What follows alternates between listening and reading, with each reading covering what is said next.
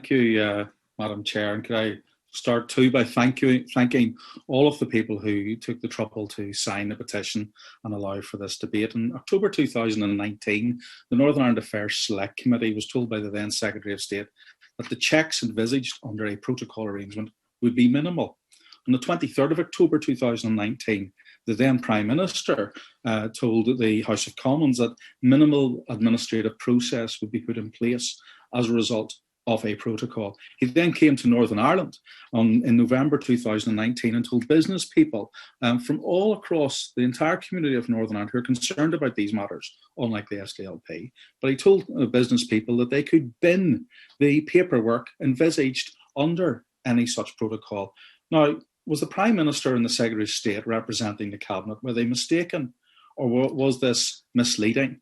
And I think that the government has a duty to come up with an answer, because they certainly have helped create this problem. And I asked today, have they the spine to fix it? Now, the nonsense that has been spoken by some people that there's going to be bread tomorrow on the table if we just hold on, there'll be great commercial advantages. That is just a nonsense. People have to make today work before they get to tomorrow. And I'm glad that my colleagues in the DUP single-handedly fought to remove the 25% steel tariff, which was argued for by those who support the protocol, like the SDLP, that we single-handedly fought to remove the double VAT tax on sales of goods, that we single-handedly managed to remove the importation of tax on ware potatoes. But these fixes are one-off minimal derogations. They are not a long-term solution. And if anyone thinks who's joining the party to fix these matters, that that's the way you fix them, with minimal derogations, they're absolutely foolish to think that that is a quick tweak here and a quick tweak there will solve these problems. The government has to demonstrate today, and I say to the Minister, have you the resolve to fix this matter and to fix it permanently? Earlier this month, the Northern Ireland Affairs Select Committee heard from the Stena Line operator at Belfast Port that he is now facing significant distortion on the trading patterns existing across the UK.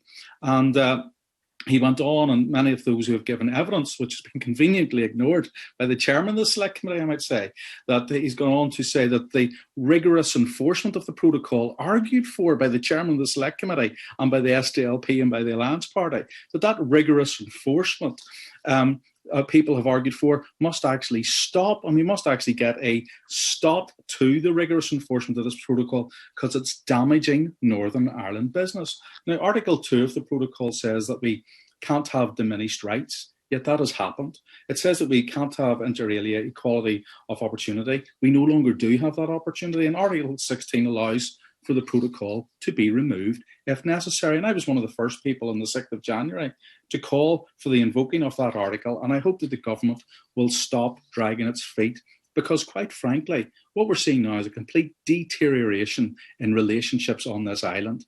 We have a terrible situation where the European Union should be getting off to a better relationship with the UK post-Brexit. That's not being allowed to happen because of the protocol. Within Ireland, the relationships between the two states on this island are now disastrous and at an all-time low. We even have threats emanating at the weekend that this will be escalated. And of course, the relationships for businesses trying to trade and trying to do their own business needs to be addressed. And there are alternatives. Let's nail the lie that there are no alternatives. There's a 100-page alternative arrangement proposal. I venture to say not read by very many people who say there are no alternatives. There's the mutual enforcement proposal. Would you like to just conclude, and then we'll need to go to the front bench? Thank you, I will. There's the mutual enforcement proposal, which once again, I believe, has been conveniently ignored. Madam Chairman, thank you for the time. And could I just urge the government to recognise that every class and creed of Unionist has signed this petition. Every constituency across the UK has signed this petition. Is the government going to now stand up for the people of this United Kingdom?